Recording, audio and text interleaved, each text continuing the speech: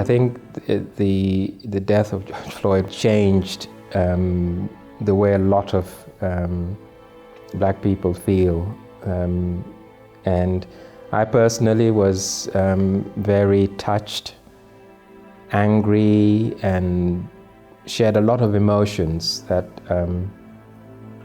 BAME community people felt, and wanted to see a response of some sort.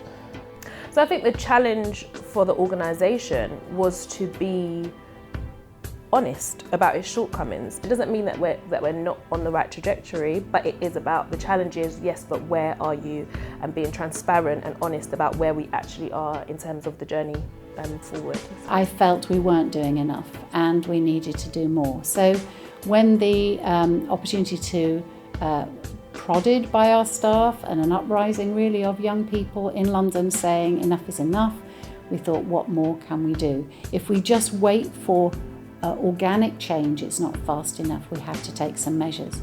There's a recognition at the very top of the organisation that as an organisation we need to reflect the makeup of our residents, of our staff, at every level of the organisation. I think the latest Black Lives Matter debate has actually made us to examine, are we representative still of the society that we work in, and bluntly the people who work with us, who are within the organisation.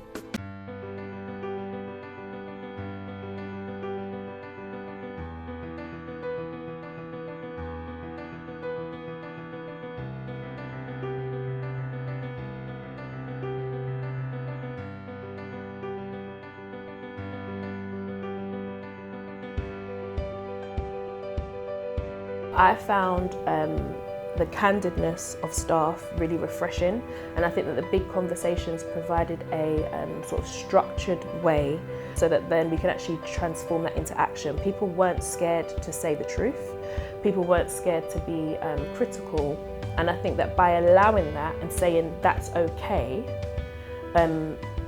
we're actually creating the culture where people feel comfortable to have, those courageous conversations, people feel comfortable to challenge. And I was really impressed with the level of engagement, the fact that people were willing to take part and be open, and the feedback that came back was very, very rich. People were really getting to the root of what affects them on a daily basis, but also looking at the organisation as well.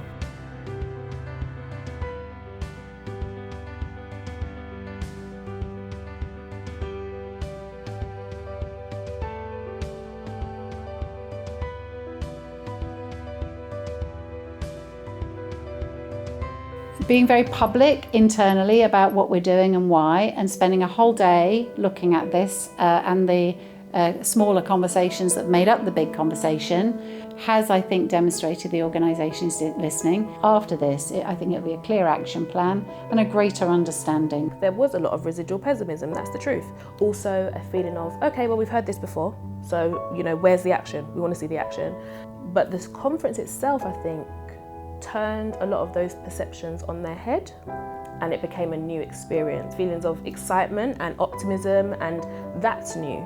When it comes to topics like that, that was a new feeling for me. So people turned around for, actually, NHG may be taking this seriously. This is something for all of us to address and feel good about, and ensure that everybody can come through the organisation, make an appropriate contribution, can get to the top if that's what they want, and feel comfortable every day being at work and being themselves.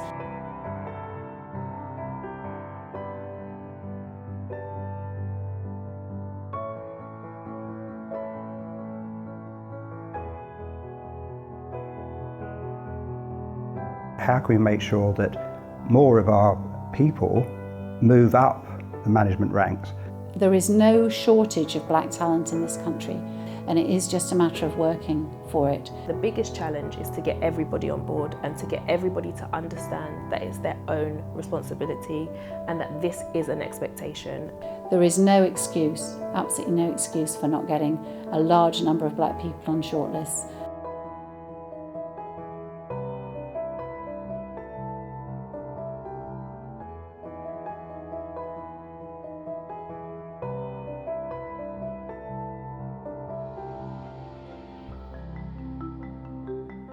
the appointment of people like myself is a positive move.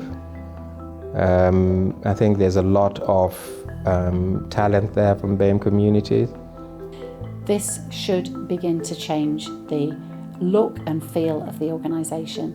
And it's really struck me that we have an opportunity to change that. I truly believe that Notting Hill Genesis has recognised the challenge, but is also identifying opportunities to better serve the people that, the communities that we are there to serve.